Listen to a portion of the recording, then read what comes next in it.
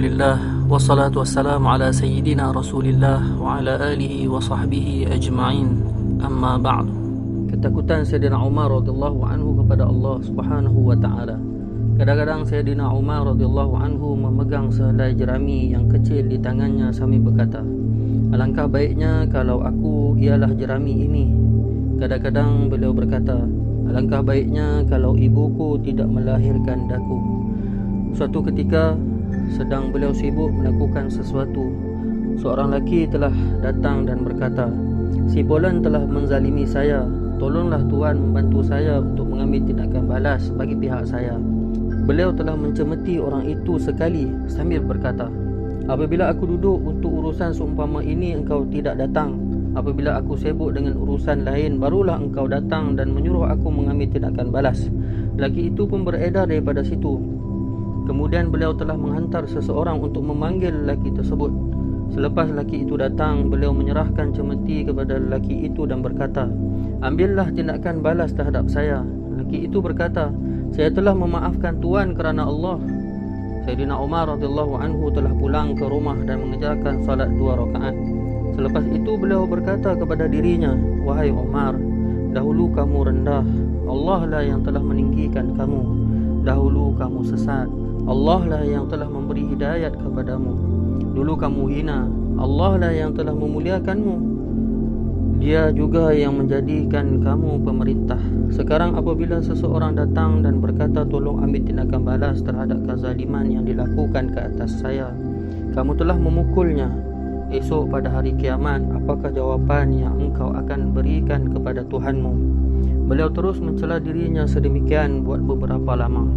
Hadrat Aslam rahimahullahu ta'ala, hamba sahaya kepada Sayyidina Umar radhiyallahu anhu, menceritakan, pada satu ketika sedang saya dan Sayyidina Umar radhiyallahu anhu berjalan menuju Harrah. Di satu tempat kelihatan api yang sedang menyala di padang pasir. Sayyidina Umar radhiyallahu anhu berkata, "Mungkin itu ialah kafilah yang tidak sempat masuk ke bandar kerana menjelang malam. Marilah kita pergi melihat keadaan mereka dan menguruskan keselamatan mereka pada waktu malam." Setibanya di sana, kelihatan seorang wanita bersama beberapa orang anaknya yang sedang menangis dan meraung-raung. Terdapat satu periuk yang penuh dengan air diletakkan di atas dapur yang sedang menyala. Beliau telah memberi salam dan meminta izin lalu menghampiri mereka dan bertanya, "Kenapakah budak-budak ini menangis?" Wanita itu menjawab, "Mereka menangis kerana tersangat lapar." Sayyidina Umar radhiyallahu anhu bertanya lagi, "Apakah yang ada di dalam periuk itu?" Wanita itu menjawab, "Hanya air yang diisikan dan diletakkan di atas api untuk menenangkan mereka supaya mereka tidur. Hanya Allah yang akan membuat keputusan antara kamu dengan Amirul Mukminin Umar kerana beliau tidak menghiraukan kesempitanku." Sayyidina Umar radhiyallahu anhu mula menangis dan berkata, "Semoga Allah merahmatimu. Bagaimana Umar dapat mengetahui keadaanmu?"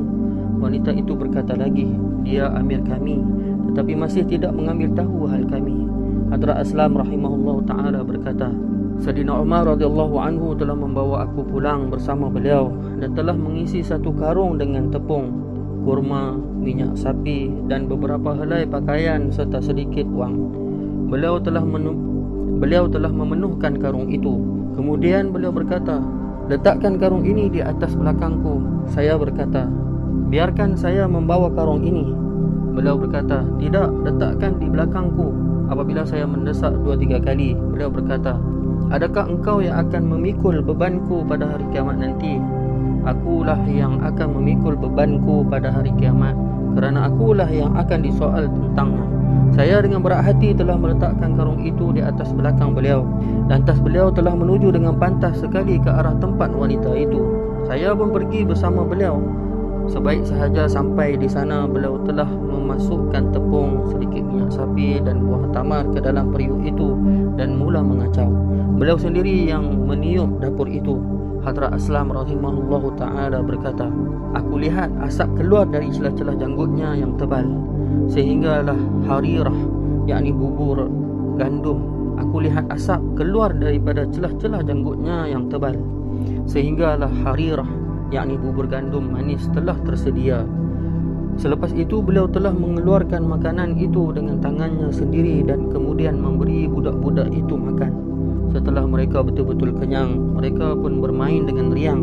Baki makanan yang masih tinggal diserahkan kepada mereka untuk dimakan kemudian. Wanita itu sangat gembira dan berkata, semoga Allah membalas kamu dengan kebaikan.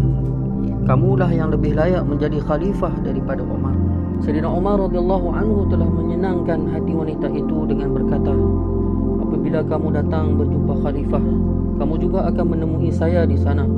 Beliau menjauhkan diri sedikit daripada wanita itu dan duduk di atas bumi. Selepas duduk beberapa ketika, beliau pun pulang sambil berkata, aku duduk di situ kerana aku telah melihat mereka dalam keadaan menangis. Hatiku ingin benar agar dapat melihat mereka dalam keadaan gelak ketawa. Semasa solat subuh, biasanya beliau membaca surah Al-Kahfi, Taha dan surah-surah lain yang panjang. Dan beliau akan menangis sehingga tangisannya kedengaran beberapa saf di belakang. Pada satu kali sewaktu solat subuh, beliau telah membaca surah Yusuf apabila tiba pada ayat Innama ashku bathi wa huzni ilallah. Sesungguhnya aku hanya mengadukan kesusahan dan duka citaku kepada Allah. Surah Yusuf ayat 86. Beliau telah menangis sebegitu rupa sehingga suaranya tidak terkeluar. Kadang-kadang beliau juga akan menangis sewaktu solat tahajud sehingga menyebabkan beliau tumbang dan jatuh sakit. Keterangan, demikianlah keadaan Sayyidina Umar radhiyallahu anhu yang takut kepada Allah Subhanahu wa taala. Meskipun nama beliau sahaja sudah cukup ditakuti dan digeruni oleh raja-raja yang besar. Hari ini, walaupun 1350 tahun telah berlalu, kehebatan beliau masih diakui. Dewasa ini bukan setakat raja ataupun pemerintah. Malah, adakah ketua yang biasa sanggup melakukan demikian kepada orang bawahannya? Semoga Allah Subhanahu wa taala memberi hidayah, dapat beramal dan sebarkan insya-Allah.